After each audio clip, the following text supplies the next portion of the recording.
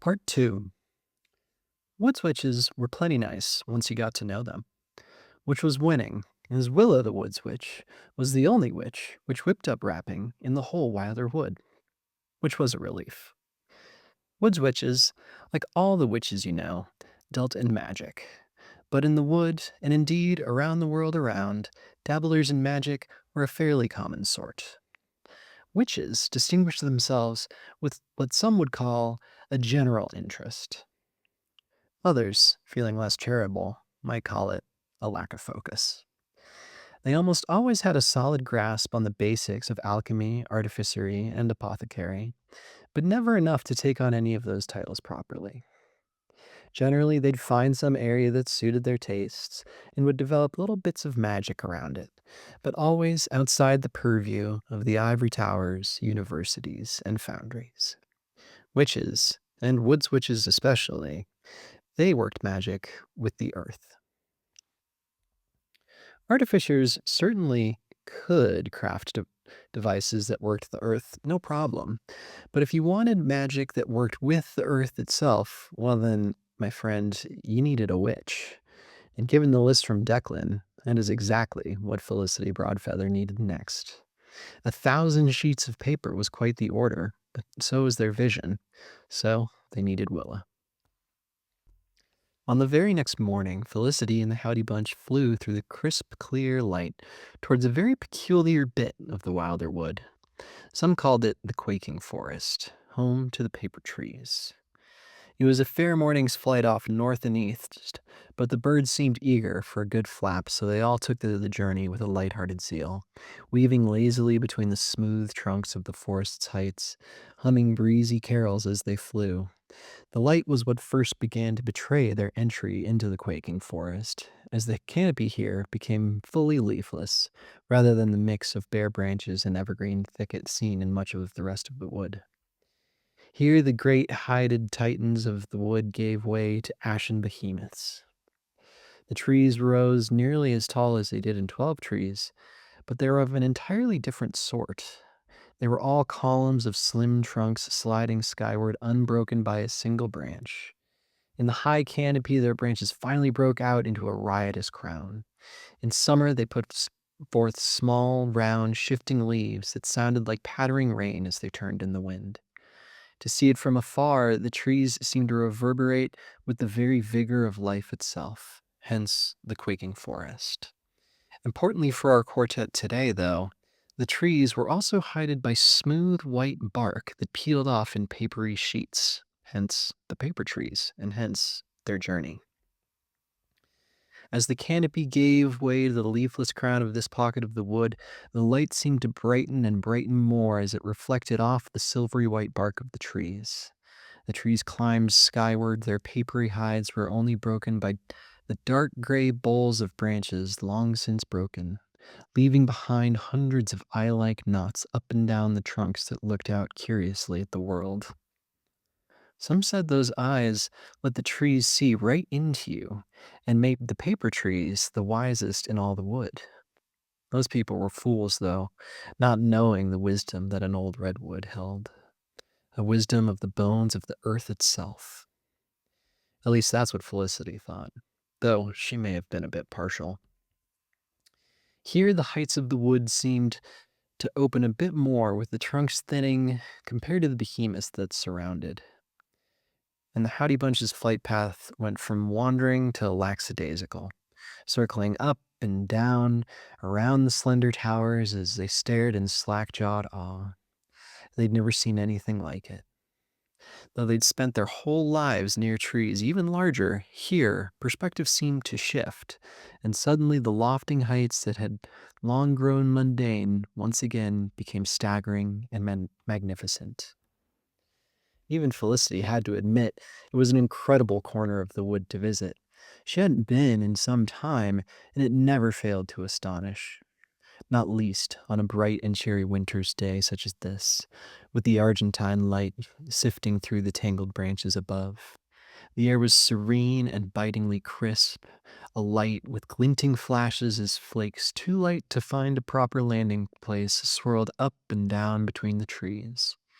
The thousand eyes of the trees around peered out with gentle curiosity, always wondering what new thing they would see that day. Felicity knew that in fact, even the trees' separateness was an illusion. Beneath the soil, they all shared a common root system. In truth, she was flying through the hundreds arms of likely the greatest being in the whole wide world. Certainly, the redwoods of 12 trees were a fair shake larger than any of these individual stems, but taken together, well, it boggled the mind. Felicity didn't mind in the least, being a bit boggled as she chased behind the hooting and hollering bunch, deeper and deeper into the quaking forest. Before long, they came upon their destination, a house, perched up in the high, high heights of the thickest, tallest part of the paper trees. Witshaven, Willa had named it. Like all houses of the wilder wood, it was a thing your eye almost could miss if you weren't looking for it. So well matched it was to its tree, wrought out of the same white wood, and on this day, covered in a cheerfully plump layer of sparkling white snow. That you could have missed it, though, that was quite a thing, because as they flew up, it became quite apparent that this was no ramshackle abode. 4 stories, it wrapped entirely around the tree, with flying porches dangling off the side here and there. Its tiered roofs sheltered round windows that mirrored, eye like, the tree within. A stream of white smoke spilled out of the chimney, a good sign when dropping in on a wood switch unexpectedly.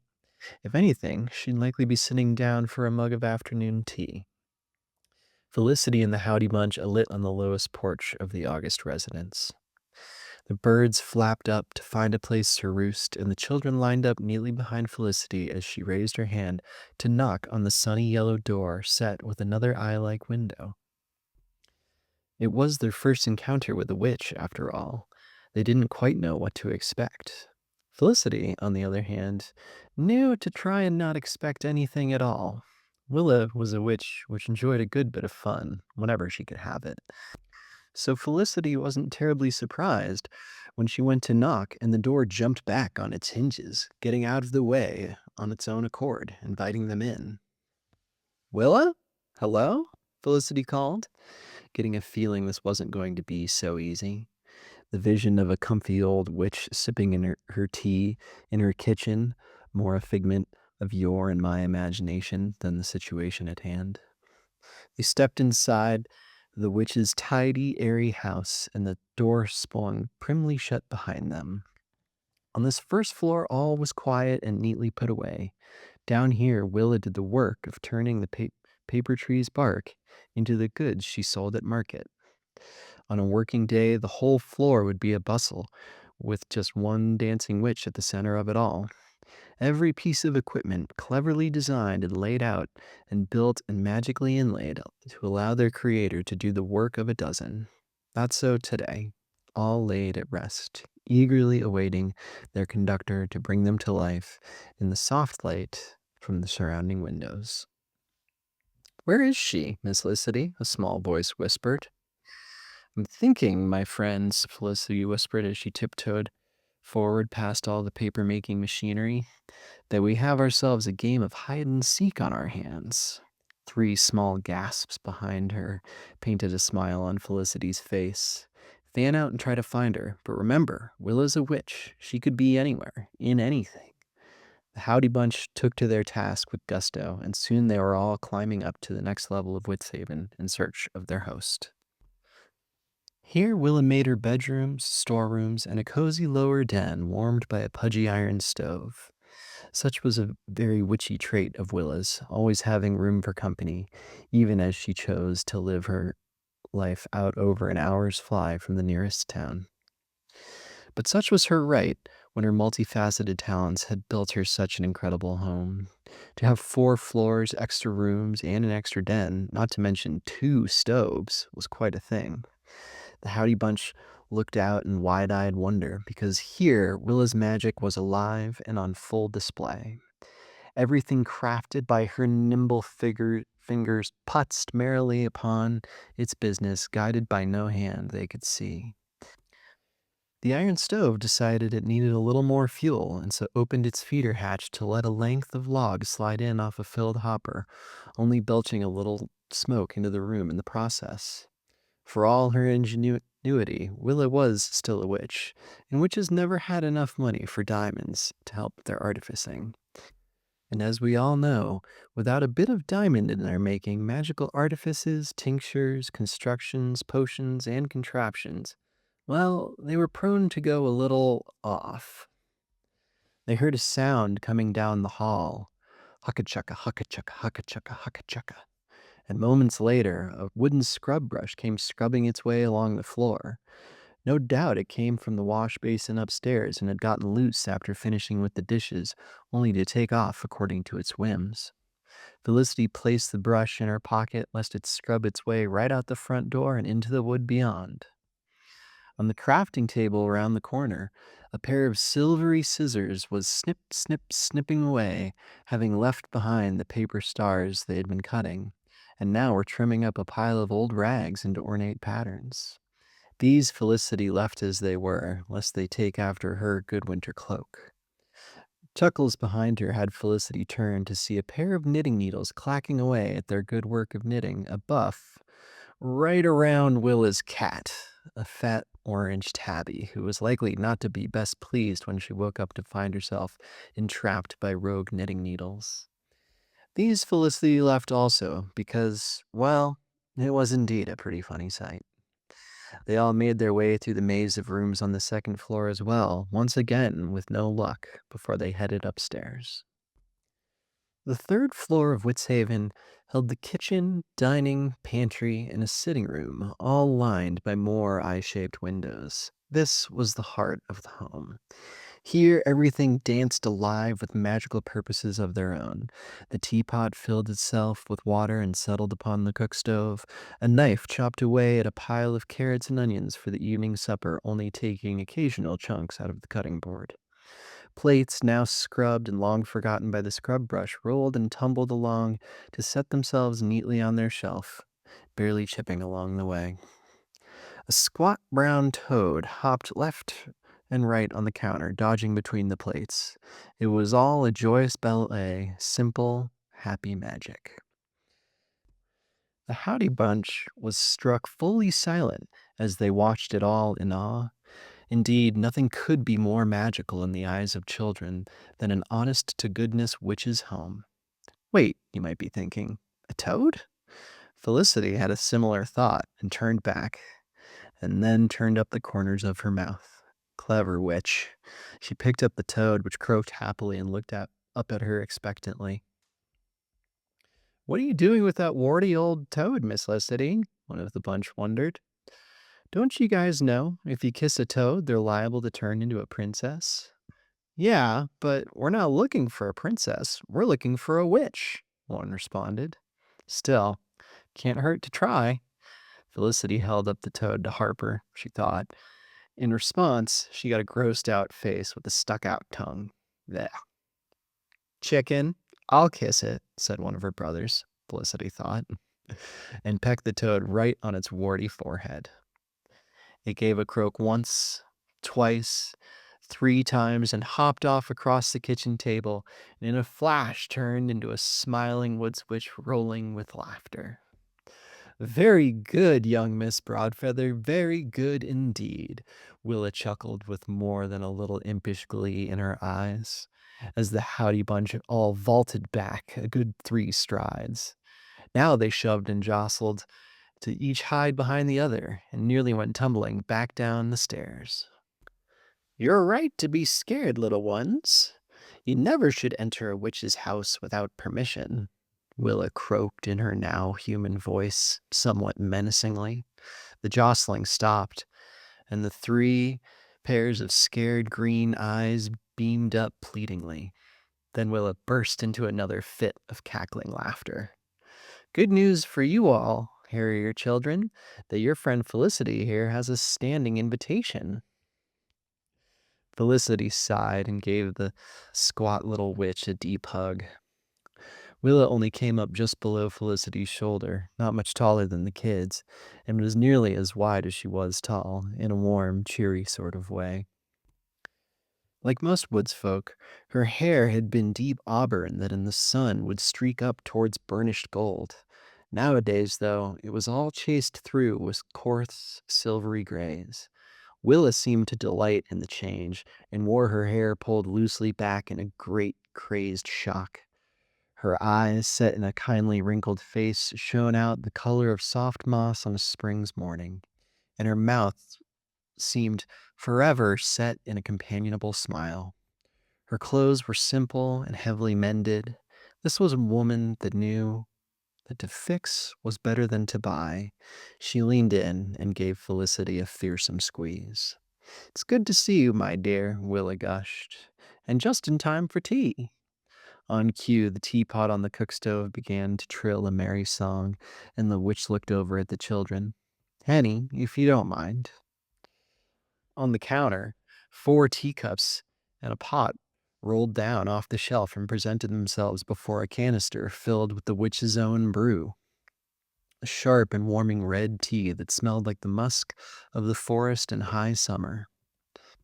How Willa knew the Howdy Bunch, much less how she could tell them apart, was anyone's guess, but a small, dutiful set of hands went over and poured in the water after the pot had received an all too vigorous shower of leaves from the canister. The fact that any of it worked as well as it did without Diamond was a testament to Willa's ingenuity. "Now, my little harriers, would you like some muffins?" Willa asked with a hint of mischief, and in response got 3 hopefully raised sets of eyebrows. "As I thought, I have a hunch for that sort of thing." She rapped on the table. "Knack, nick, knack, knock, nick, knack, knack." In answer, the door to the oven flew open and a dozen fresh-baked muffins flew out at top speed, rolling all about the kitchen and off into the sitting room. 2 of the kids dove after them immediately, hollering with joyful surprise. Felicity, being a beat ahead, was able to snag one out of the air and joined Willa at the table. Henny placed the pot and cups on the table before chasing after his brother and sister.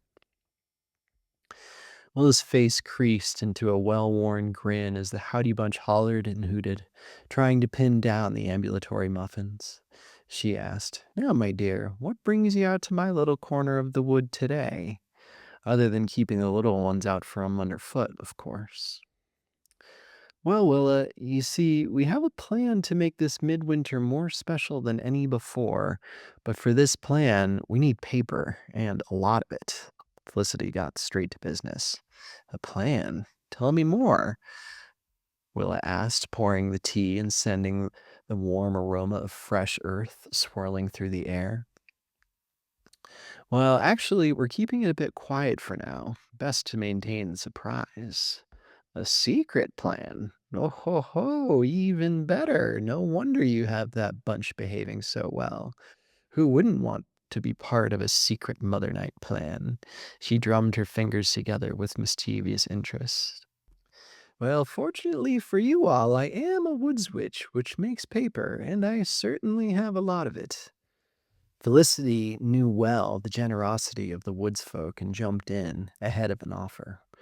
"We're not taking anything out of kindness, Willa. Me and the bunch were a handy crew. What can we do to pay you?" Willa's grin deepened. "Well, there is one thing, and you're just in time." Upstairs, on the top level, there was a noise. The sort of noise that once you hear it, you'll never quite forget it. A rather loud wee thump, then another, then 2 more, with increasing frequency. "Oh no," Felicity shook her head in disbelief. "Oh yes," Willa beamed, eyes shining, and called, "Come, come, upstairs. You lot too, little harriers." With a spryness completely befitting the witch's unknowable but surely very high age, Willa leapt from the chair and up the spiral stair to the top story of Woodshaven, the observatory. This was a place of quieter magic, but magic more sublime and powerful than any in the rest of the house. The observatory was filled with telescopes and microscopes telescopes and thermometers and barometers and chronometers, too. The domed ceiling was all eye-shaped windows looking out at the bright and sunny wood beyond.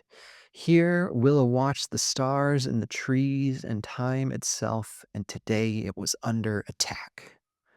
Sugar plum pixies, one of the nastier sorts of pixies, despite the name, thus dubbed for their color and for the fact that their backsides looked rather like, well, little sugar plums. A whole horde of them was coming by, rushing through the trees. Wee thump, wee thump, wee thump, wee thump.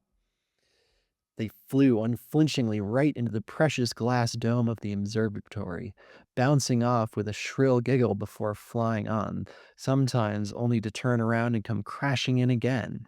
Before long, an oblong pane cracked straight down the middle. "Oh, shoo, shoo, shoo," Willa protested completely ineffectively. "You nasty little buggers, go menace some other corner of the wood." "How long have you had pixies for, Willa?" Felicity asked with some growing urgency. Pixies, and sugar plums in particular, held a daily migration from where they slept down by the river to where they ate up in the canopy.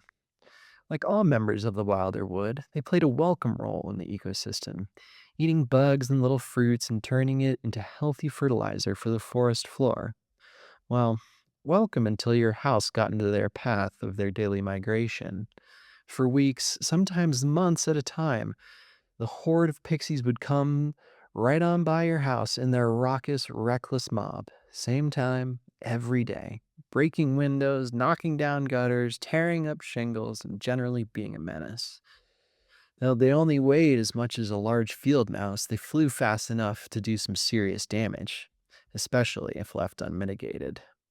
Oh, for a week or so now, they have been coming by pretty much every day around lunch. I was hoping they'd find their way on, but no luck yet. Little buggers have broken 3, wee thump crack, 4 of my windows now, and have given no sign of changing their route on my account. "Well, my good woods witch," Felicity winked, "I do believe we may be able to help you out with this little problem. If it happened to be your house in the path of the horde, well, there really was only one thing to do. You had to catch the sugar plum queen. If you could take her and move them on to new feeding grounds, that was the most reliable way to rid yourself of them. No matter how many huckster alchemists claimed to sell pixie poof, bugger be gone, gnat out, and a dozen other disreputable ethereals that all claim to take care of the problem on your behalf. "Well, howdy, Bench. What do you think?" Felicity asked with a smirk. "Think we could help Miss Will out here catch some pixies?" "Yeah, yeah, yeah," they all cried in unison, muffin crumbs rolling off their cloak fronts. They took off, tumbling down the stairs in a giggling riot.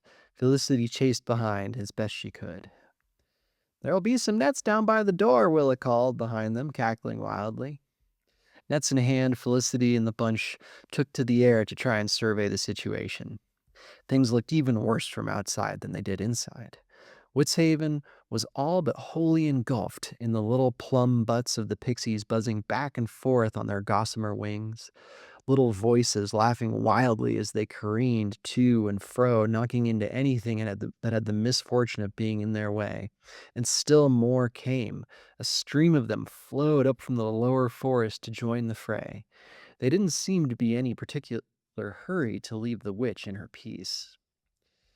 "All right, you little griffin riders, let's see what you've got," Felicity challenged. "An apple pie to whoever catches the queen." As if they needed any more incentive.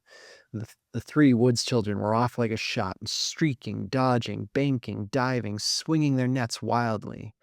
Their trio of primary colored birds seemed to braid streaks of rich red, sunny yellow, and royal blue through the air as they darted back and forth. Felicity, not one to miss out on a little fun, took off after them, laughing wildly as she swung her net. Buckley, too, seemed to relish the challenge, bringing out all his flying trick as they picked off pixies, loops and barrel rolls and feigned stalls into precipitous dives, only to climb back through the heights just as fast with the turn of a few feathers. Willa was no flyer, but she'd clambered out the hatch on top of her observatory and was waving a net around, cackling as she shouted encouragement up to the bunch. A good pack coming around the tree, she yelled with a swoosh. More on the way up from under the house, she called with a swish. There's a whole lot up from the river, she cried with a whish swash. At each stroke, one of the bunch darted above, scooping up pixies just out of her reach. In truth, from Griffinback, catching pixies wasn't particularly difficult. Even Willa, just standing on her roof, soon had a full net. This really was more of a numbers game as the horde grew and grew. Hundreds, thousands, millions of pixies. Okay, well, maybe not millions, but it sure felt like it to fly through this thickening murmuration of their little aubergine tookuses. The tricky bit was once you had them in your net, reaching in was liable only to garner you a few nasty bites on the finger from their sharp little dagger teeth. If you looked at them from the outside the net to see if you'd somehow scooped up the queen, they'd turn those little sugar plum bums right to your face and let forth such a symphony of prodigiously stinky farts right at your nose that you'd wonder how they ever managed to keep their name and not get redubbed stinking pixies. After 5 good nets full, with no luck, sore fingers, and eyes beginning to water so much at the stink that Felicity wasn't sure she could spot the queen even if she flew right by, Felicity lit next to the witch on her roof. It was time for a new plan, so she let out a sharp whistle. Plunk, plunk, plunk. Henny, Harper, and Hollis all landed in front of her, shaking out their nets and blowing disrespectful raspberries at the pixies and receiving quite a few of the same in return. All right, guys, new plan. We've got to get them a little more condensed and try to pick out the queen. She should be easy enough to spot. She'll be 3 times the size and light purple. But how do we pin them down? Harper wondered, or possibly Hollis. Well, I don't know much about pixies, but I know that they don't like to leave the trees, ever. So I think we'll have to fly in formation and push them up towards the canopy from below, Felicity offered. You guys ready to follow me? In response, she got 3 earnest little nods as they vaulted back on their birds. Felicity and Buckley dove off the roof and swooped in a low streak just over the forest floor. Down here, the snow was a brilliant crystalline blanket that looked almost like water as it undulated with the ferns cocooned below. On her cue, Buckley banked a wide, wide turn to surround the bulk of the pixies. Behind him, 3 smaller streaks mimicked his turn with sharp precision: yellow, blue, red. Just wave your nets at them to push them in. Don't try to catch them, Felicity called back as they closed their first circle. Around and around they circled, only gaining a fathom or 2 in height with each pass. They wove around the slender columns of the tree trunks that rose from the crisp snow below, but always kept their churning circular motion. Up, up, up they flew until not one of them had the slightest idea which way north had been or where the house was. There was only the dizzy circle and thickening mass of pixies at its center. After a couple dozen passes, they finally reached the canopy, and just as Felicity suspected, the pixies refused to break cover of the treetops. Even this time of year, when the canopy offered a little more protection than bare sticks, the Griffin Riders tightened their circle, in and in now, condensing the cloud of pixies into a pulsing, buzzing mass, the color of a bruise against the crisp blue sky. She's in there, all right, Willa called from below. I just saw her. Keep circling. She'll poke her head back out before too long. Felicity surely hoped she was right. Her head spun round and round, more disorienting with each pass. She kept her eyes trained, though, on the heaving crowd of amethyst asses and dusky dragonfly wings, as did the Howdy Bunch. Then, in the mass of plum, was a bright streak of lilac, the sugar plum queen. All eyes of the riders snapped onto her as she attempted to hide amongst her horde, looking for an escape. The birds kept circling in and in and in. In a flash, she made her escape, breaking for clear air below the griffins, but for a team of young birds on the wing, a single pixie is an easy thing to catch. Henny, or likely Hollis, dipped out of formation and scooped her gently out of the air, then passed her over to Felicity. The regal queen shared no human manners.